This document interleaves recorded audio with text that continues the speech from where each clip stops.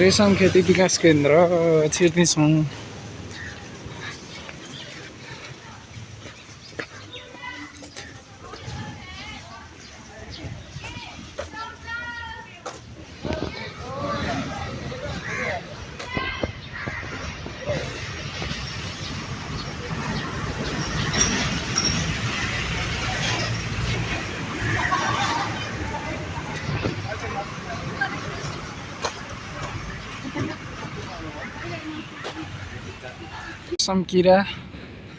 रेशम किरा विकास केन्द्रको चाहिँ infrastructure, gardening, mulberry leaf plants अनि ल्यान्डस्केपिङ डिजाइनहरू चाहिँ यहाँ देख्न सक्नुहुन्छ। गार्डन चाहिँ करिब 5-6 हेक्टरमा फैलिएको छ हैन, 6 हेक्टर जति छ।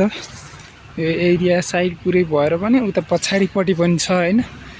यहाँबाट देखिने कुराहरू चाहिँ धेरै राम्रो छ, तर यहाँ सिल्क प्रोडक्सन चाहिँ राम्रोसँग हुन सकिरहेको छैन हैन। कारण चाहिँ के हुनसक्छ हैन, यहाँ चाहिँ अनि 18 थरीको चाहिँ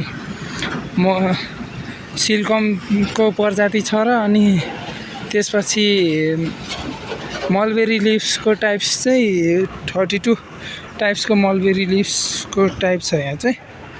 यहाँनिर देख्न सक्नुहुन्छ। म चाहिँ मलबेरी लिभ्सको गार्डनमा छु, अहिले गार्डनको बिचमा।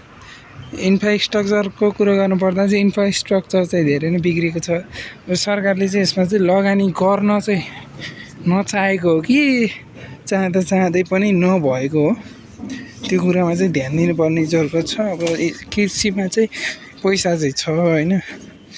सिल्कको प्रोडक्सन गऱ्यो भने एउटै सिल्कको चाहिँ 7,000 देखि लिएर गएर 14 लाख 7 लाखसम्मको प्राइस हुन्छ, तर त्यस चाहिँ हामीले प्रोडक्सन गर्न सकिरहेको छैन।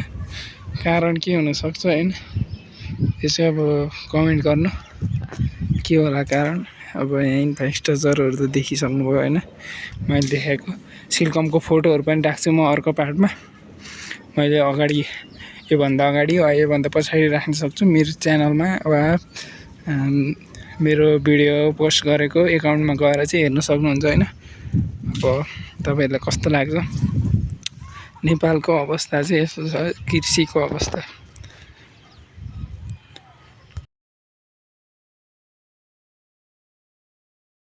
1500 देखि 2000 प्रति केजी।